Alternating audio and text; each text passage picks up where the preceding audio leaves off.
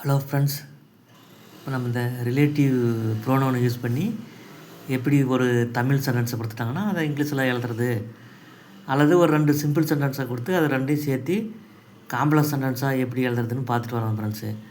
இப்போ அந்த வகையில் இன்றைக்கி நம்ம உங்களுக்கு என்ன சொல்லித்தர போகிறோன்னா, ஒரு எக்ஸாம் கொடுத்துருக்குறோம் பாருங்கள். அவள் பரிசை எப்படி வென்றாள் என்ற வழிமுறையை விளக்குங்கள் அப்படின்னு ஒரு தமிழ் சென்டென்ஸ் ஸ்டேட்மெண்ட்டை கொடுத்துட்டாங்க. இதை நீங்கள் ரிலேட்டிவ் அட்வர்பு அல்லது ரிலேட்டிவ் ப்ரோனவுன் நீங்கள் எப்படினாலும் வச்சுங்க ஃப்ரெண்ட்ஸ். ஹவ் அப்படின்ற ரிலேட்டிவ் ப்ரோனவுன் யூஸ் பண்ணி நீங்கள் எழுதுறது எப்படின்னு கற்றுக் கொடுக்குறோம் வாங்க ஃப்ரெண்ட்ஸ். சரி, லெசனுக்குள்ளே போகலாங்களா? கொஞ்சம் நம்ம சேனலை சப்ஸ்கிரைப் பண்ணிங்கன்னா பரவாயில்ல ஃப்ரெண்ட்ஸ். சப்ஸ்கிரைப் பண்ணிவிட்டு பாருங்கள் ஃப்ரெண்ட்ஸ். நிறைய வியூஸ் போகுது, ஆனால் யாருமே சப்ஸ்கிரைப் பண்ண மாட்டேங்கிறீங்க ஃப்ரெண்ட்ஸ். சரி, போகலாங்களா? அதுக்கு நம்ம எடுத்துருக்கிற ஒரு தமிழ் சென்டென்ஸு, அவள் பரிசை எப்படி வென்றாள் என்ற வழிமுறையை விளக்குங்கள் அல்லது விளக்கு. அவள் பரிசை எப்படி வென்றாள் என்ற வழிமுறையை விளக்கு அப்படின்னு ஒரு தமிழ் சென்டென்ஸு. சரி, இதை இங்கிலீஷில் எழுதுங்கன்னு சொல்கிறாங்க. நீங்கள் எப்படி எழுதி ட்ரான்ஸ்லேஷன் பண்ணி எப்படி எழுதி சொல்லுவீங்க, எப்படி எழுத கற்றுக்குவீங்க வாங்க சொல்லித்தரேன் வாங்க. இதுக்கு முன்னே 2 சிம்பிள் சென்டென்ஸாக இதை இங்கிலீஷ்லேயும் தமிழ்லேயும் நான் வழக்கமாக சொல்கிற மாதிரி தாங்க ஃப்ரெண்ட்ஸ். பிரித்து எழுதிக்கங்க. எப்படி? சி ஒன் த ப்ரைஸ், அவள் பரிசு வந்தாள். யூ எக்ஸ்பிளைன் த மெத்தட், நீ அந்த வழிமுறையை விளக்குங்கள். இந்த யூன்றது வந்து அதை இம்பேரட்டிவ் சென்டென்ஸ் மாதிரி வரதுனால அது வந்து சப்ஜெக்ட் நான் எழுதியிருக்கிறேன் உங்களுக்கு புரியறதுனால, ஆனால் அது யூன்ற சப்ஜெக்ட் இல்லாத மாதிரி நினச்சிங்க ஃப்ரெண்ட்ஸ். எக்ஸ்பிளைன் த மெத்தட் அப்படின்ற மட்டும் தான் அந்த 2வது சென்டென்ஸ் இருக்கிற மாதிரி நினச்சிங்க ஃப்ரெண்ட்ஸ். உங்களுக்கு அதை மறைச்சிட்டு எழுதுனா உங்களுக்கு புரியாது, அதனால தான் அப்படி எழுதியிருக்கிறேன். புரியுதுங்களா? நீ சி ஒன் த ப்ரைஸ், அவள் பரிசு வந்தாள். யூ எக்ஸ்பிளைன் த மெத்தட், நீ அந்த வழிமுறையை விளக்கு அல்லது எக்ஸ்பிளைன் த மெத்தட். மொதல் sentence she won the prize மொதல் சென்டென்ஸு, 2வது சென்டென்ஸு எக்ஸ்பிளைன் த மெத்தட் அப்படின்னு வச்சுங்க ஃப்ரெண்ட்ஸ். சரி, இதை 2 தமிழில் சேர்த்து எழுதுனா, சேர்த்து இது தமிழில் இருக்கிறது சேர்த்து எழுதுனா எப்படி வரும்னு பாருங்கள். அவள் பரிசை எப்படி வென்றாள் என்ற வழிமுறையை விளக்கு அப்படின்னு வரும். சரி, இதை வந்து இங்கிலீஷில் இது தமிழில் இருக்கிறத நீங்கள் இங்கிலீஷில் ட்ரான்ஸ்லேஷன் பண்ணி எழுதுங்கன்னு சொல்கிறாங்க. எப்படி எழுதிங்க? ஸ்டெப் 1 பாருங்கள், முடிஞ்ச வாக்கு எழுதியிருக்கிறேன். அவள் பரிசை எப்படி வென்றாள் என்ற வழிமுறையை விளக்குங்கள். இதில் முடிஞ்ச வாக்கு எழுதுங்க ஃப்ரெண்ட்ஸு. அவள் பரிசை எப்படி வென்றாள் என்ற இது முடிஞ்ச வாக்கியமா? வழிமுறையை விளக்குங்கள் இது முடிஞ்ச வாக்கியமா? எது பொருள் முற்றுப்பற்ற முடிஞ்ச வாக்கியமாக இருக்குது? வழிமுறையை விளக்குங்கள் அதுதான் வந்து முடிஞ்ச வாக்கியம். அப்போ அதை எப்படி இங்கிலீஷில் தமிழில் இருக்கிறது இங்கிலீஷில் எழுதிங்க? முடிஞ்ச வாக்கியம் எக்ஸ்பிளைன் த மெத்தட், அந்த வழிமுறையை விளக்கு. எக்ஸ்பிளைன் த மெத்தட் முடிஞ்ச வாக்கியத்தை எழுதுறீங்களா? சரி, ஸ்டெப் 2, முடியாத வாக்கியத்தில் உள்ள கேள்வி சொல்லை கண்டுபிடித்து அடுத்து எழுதுக. அவள் பரிசை எப்படி வென்றாள் என்று வழிமுறையை, அவள் பரிசை எப்படி வென்றாள் என்று, இதில் எதுங்க கேள்வி சொல்லு? எப்படி என்று. எப்படி, அதுக்கு என்ன கேள்வி சொல்லுங்க? அதான் ஹவ் எழுதியிருக்கேன். அடுத்த ஸ்டெப் 3, முடியாத வாக்கியத்தில் உள்ள மிச்சம் இருக்கிற வேர்ட்ஸுகளை எஸ்விஓ பேட்டர்னில் ஆங்கிலத்தில் எழுதிவிட வேண்டும். அவள் பரிசை எப்படி வென்றாள் என்று, எப்படி என்றுன்றது அந்த கேள்வி சொல்லு அவுன்னு எழுதிக்கினீங்க. மிச்சம் இருக்கிற வேர்ட்ஸ் என்னதுங்க? அவள் பரிசை வென்றாள். அவள் பரிசை வென்றால் தான் மிச்சம் இருக்கிற தமிழ் சென்டென்ஸுங்க. அதை ஆங்கிலத்தில் வந்து எஸ்விஓ பேட்டர்னில் எழுதுறீங்க. எப்படி எழுதுங்க? அவள் பரிசு வென்றாள். She won the prize, she அவள் won verb, the prize object. SVO பேட்டர்னில் அவள் பரிசு வென்றாள், சி ஒன் த ப்ரைஸ் எழுதிட்டீங்க. அப்போ ஃபைனலாக எப்படி வருதுங்க சென்டென்ஸ் நம்மளுக்கு?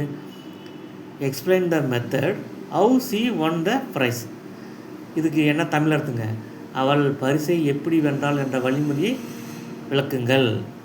இப்போ புரிஞ்சுக்கலாம் ஃப்ரெண்ட்ஸு, எப்படி வந்து தமிழில் ஒரு காம்ப்ளெக்ஸ் சென்டென்ஸை கொடுத்துட்டு அது இங்கிலீஷில் எழுதி காம்ப்ளெக்ஸ் சென்டென்ஸாக எழுத சொல்கிறாங்கன்னா எப்படி எழுதிங்க? இப்போ புரிஞ்சிங்களா? சரி, இது வந்து ஹவ் அப்படின்ற ஒரு ரிலேட்டிவ் அட்வர்பை யூஸ் பண்ணி ஒரு தமிழ் சென்டென்ஸை எப்படி இங்கிலீஷ் எழுதுறதுன்னு பார்த்தோம். அடுத்தது வந்து அடுத்து இன்னொன்று போகலாம் வாங்க ஃப்ரெண்ட்ஸு.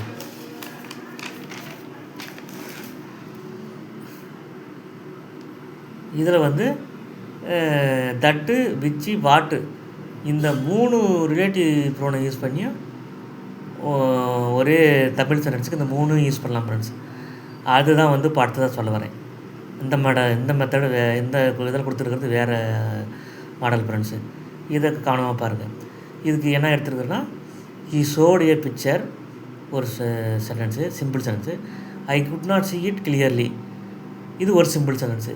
இந்த 2 சிம்பிள் சென்டென்ஸையும் சேர்த்து ஒரு காம்ப்ளெக்ஸ் சென்டென்ஸாக எழுதுங்க அப்படின்னு உங்களை சொல்கிறாங்க. நீங்கள் எப்படி எழுதுவீங்க? ஹீ ஷோட் ஏ பிக்சர், அவன் ஒரு படத்தை காட்டினான். ஐ could not see it clearly, என்னால் அதை தெளிவாக பார்க்க முடியவில்லை. சரி, இதை 2 சிம்பிள் சென்டென்ஸையும் தமிழில் சேர்த்து எழுதுனா எப்படி மீனிங் கொடுக்கணும் பாருங்கள். கீழே எழுதியிருக்கிறேன் பாருங்கள். அவன் எதை காட்டினானோ அந்த படத்தை என்னால் பார்க்க முடியவில்லை. இது 2 சிம்பிள் சென்டென்ஸ் மனசுக்குள்ளே தமிழில் வந்து இப்படி சேர்த்து எழுதி பழகிக்க ஃப்ரெண்ட்ஸு. அவன் எதை காட்டினானோ அந்த படத்தை என்னால் பார்க்க முடியவில்லை அப்படின்னு எழுதிங்க. சரி, இதில் வந்து முடிஞ்சு வாக்கியம் எதுங்க? இந்த தமிழ் சிக்கலான காம்ப்ளெக்ஸ் சென்டென்ஸில் முடிஞ்சு வாக்கியத்தை முதல்ல எழுதுங்க. ஸ்டெப் 1, முடிந்த வாக்கியத்தை முதலில் ஆங்கிலத்தில் எழுத வேண்டும். அந்த படத்தை என்னால் பார்க்க முடியவில்லை, அதான் முடிஞ்ச வாக்கியம். அந்த படத்தை என்னால் பார்க்க முடியவில்லை. அதை எப்படி இங்கிலீஷில் எழுதுவீங்க? I could not see it clearly, அந்த படத்தை என்னால் பார்க்க முடியவில்லை. ஸ்டெப் 2, முடியாத வாக்கியத்தில் உள்ள கேள்வி சொல்லை கண்டுபிடித்து அடுத்து எழுது. முடியாத வாக்கியம் எதுங்க? இதில் அவன் எதை காட்டினானோ அதை, இதுதான் முடியாத வாக்கியம். அப்போ எதையோ அதை அப்படின்னு வந்து எதைன்னா அது என்னங்க இங்கிலீஷில் கொஸ்டின் வேர்டு விச்சி, அதான் ரிலேட்டிவ் ப்ரோனோனா அதை அடுத்து எழுதுகிறோம். முடியாத வாக்கியத்தில் உள்ள கேள்வி சொல்லை கண்டுபிடித்து அடுத்து எழுதுகிறோம் விச்சி, எதையோ அதை. எதைன்னு வந்துருக்குதுங்களா, அதுக்கு விச்சி எழுதிக்கலாம். அடுத்து ஸ்டெப் 3, முடியாத வாக்கியத்தில் மிச்சம் இருக்கிற வேர்ட்ஸ்களை எஸ்விஐ பேட்டர்னில் ஆங்கிலத்தில் எழுத விட வேண்டும். எதை போனால் மிச்சம் என்ன இருக்குதுங்க? அவன் காட்டினான், அவன் காட்டினானோன்னு இருக்குது, அவன் காட்டினான். அப்போ அவன் காட்டினான் எப்படி எழுதிங்க? ஹீ ஷோடு ஏ பிக்சர், அவன் அந்த படத்தை காட்டினான் அப்படி எழுதினாலும் சரி, நீ ஷோடுன்னு எழுதினா கூட சரி. ஹீ ஷோடு ஏ பிக்சர், அவன் அந்த படத்தை காட்டினான். ஹீன்றது சப்ஜெக்ட்டுங்க, ஷோடுன்றது வெறுப்புங்க, வீட்டு வெறுப்புங்க. எதை காட்டினான்? ஏ பிக்சர், ஒரு படத்தை காட்டினான். அப்போ he showed a picture SVA pattern வந்துருச்சிங்களா, ஒரு சிம்பிள் சென்டென்ஸ் மாதிரி இருந்துருச்சிங்களா. இப்போ முதல்ல வந்து ஸ்டெப் 1ல் முடிஞ்ச வாக்கியத்தை முதல்ல எழுதுகிறோம். ஸ்டெப் 2ல் முடியாத வாக்கியத்தில் கேள்வி சொல்லை கண்டுபிடிச்சி அதுக்கு பக்கத்தில் எழுதிக்கிறோம். ஸ்டெப் 3ல் முடியாத வாக்கியத்தில் மிச்சம் இருக்கிற வேர்ட்ஸ்களை எஸ்விஐ பேட்டர்னில் எழுதிகிறோம். அப்போ எப்படி வருதுங்க கடைசியில் பாருங்கள்? ஐ couldn't see the picture which he showed அப்படின்னு வருதுங்க. இதுக்கு வந்து தமிழ் அர்த்தம் என்னங்க? அவன் எதை காட்டினானோ அந்த படத்தை என்னால் பார்க்க முடியவில்லை.